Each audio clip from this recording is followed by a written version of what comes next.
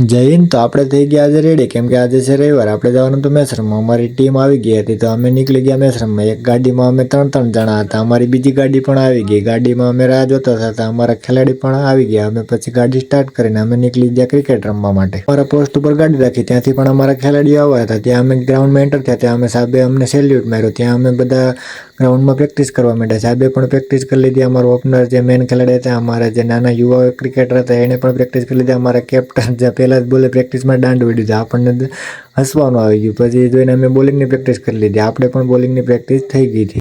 ત્યાં જોયું તો વેસ્ટ ઇન્ડિઝની ટીમ આવી ગઈ હતી। અમારે રમવાની હતી જે વેસ્ટ ઇન્ડિઝની ટીમ તે આવી ગઈ હતી અમારે। હવે તેની સામે અમારે રમવાનું છે। તો સુલેન તેમણે પહેલા બેટિંગ લીધી, ત્યાં વેસ્ટ ઇન્ડિઝનું પેવેલિયન, ત્યાંથી ખેલાડી ઉતરવાના હતા, તેની ઓપનિંગ જોડી ઉતરી। તો અમારા સાહેબ પહેલું ઓવર લઈને આવ્યા, તેને પહેલો બોલ નાખ્યો દોઢ જો, બીજો બોલ વાઈટ જો, બીજી ઓવર આપણે આવી ગયા। બીજી ઓવરમાં જોયું તો એમના કેપ્ટન આવ્યા, કેપ્ટન બ્રાયન લારા, ત્યાં જઈને એને પહેલા બોલે દાંડ ઉડાડ્યો। આપણે બોલિંગ ફેંકીને થાકી ગયા, આપણે વિડીયો ઉતારી લીધો। ત્યાં જોયું તો વેસ્ટ ઇન્ડિઝના ખેલાડી અંધારામાં દેખાતા નતા। ત્યાં અમારા સાહેબે એટલી રનિંગ લીધી અમને એમ કે આજ મેચ પૂરી જ નહીં થાય। ત્યાં ચાલુમાં અમારા સરને ડ્યુટી આવી તો તે ડ્યુટીમાં વહી ગયા। ફરી ત્રીજી ઓવર અમારા સાહેબ લઈને આવ્યા, ત્યાં પહેલા જ બોલે તેના ઉપર મારવાની કોશિશ કરી, ત્યાં કેચ આઉટ થઈ ગઈ। ત્રીજી ઓવરના પહેલા બોલે જ અમને વિકેટ મળી ગઈ। ફરી જોયું તો વેસ્ટ ઇન્ડિઝના એવા ખેલાડીઓ કઈ રીતનું બેટ પકડ્યું અમને ખબર નથી। 9 ઓવરના અંતે એનો સ્કોર 80માં 5 વિકેટ હતી। અમારા સાહેબે પણ એને બોલ્ડ કરી દીધો। વેસ્ટ ઇન્ડિઝના ખેલાડીએ છેલ્લા બોલ 6 મારીને 89 રનનો ટાર્ગેટ અમને આપ્યો 10 ઓવરના અંતે। અમારા 10 ઓવરમાં ટાર્ગેટ 90 રનનો હતો। અમારા કેપ્ટન ઉતરી ઓપનિંગમાં, પહેલી ઓવર લઈને આવ્યો વેસ્ટ ઇન્ડિઝના સુનિલ નારાયણ, પહેલો બોલ ફેંકો ને પહેલો બોલ જ વાઇટ નાખ્યો। સુનિલ નારાયણ તો બીજા જ બોલે અમારા કેપ્ટનને બોલ્ડ કરી દીધા। અમારી ટીમ દબાણમાં આવી ગયા।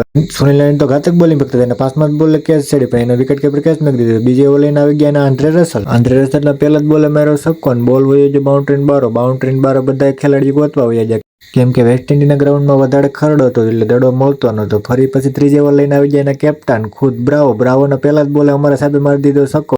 સાહેબ પણ બીજા બોલે આઉટ થઈ જાય, પછી ઉતરી જાય આપણે ખુદ ગબ્બર, આપણને પહેલો બોલ ખવડાવ્યો, આપણને સડી ગઈ ખીર, પછી આપણાથી રહેવાનું નહીં એટલે આપણે બીજા જ બોલે હેલિકોપ્ટર શોટ મારીને આપણે મારી દીધી સિક્સર। એ જોઈને વેસ્ટ ઇન્ડિઝના ખેલાડી તો બધા બીકમાં આવી ગયા। પછી આપણે લઈ લીધો સિંગલ, પછી આપી દીધી આપણે સ્ટાઈપ। 9 ઓવરના અંતે અમારો સ્કોર થયો તો 78 રન। હવે 6 બોલમાં કરવાના હતા અમારે 11 રન, 2 બોલ ડોટ ગયા। પછી સાહેબે ત્રીજા બોલે સ્ટ્રાઇક આપીને આપણે ચોથા બોલે મારી દીધી અને લાંબી સિક્સર। હવે આપણે 2 બોલમાં 4 રન કરવાના હતા। એ જોઈને બોલર પણ પ્રેશરમાં હતો, એને 5મો બોલ ફેંકી ડોટ ખવડાવી દીધો। હવે આપણી માથે પ્રેશર આવી ગયો, આપણે છેલ્લા બોલે મારી દીધી સિક્સર અને આપણે ટીમને જીતાડી દીધી વિનિંગ મોમેન્ટ। વેસ્ટ ઇન્ડિઝની ટીમ પણ જોતી થઈ ગઈ, આપણે પણ જીતી ગયા અને આપણે પણ જીતનો જશ્ન મનાતા હતા। અમારે સાહેબ જીતી ગયા પછી આપણે એને પાઈ દીધી વેસ્ટ ઇન્ડિઝ ટીમને એક કોફી પીને વેસ્ટ ઇન્ડિઝના ખેલાડી ખુશ થઈ ગયા। આપણે પણ એની સાથે પી લીધી કોફી।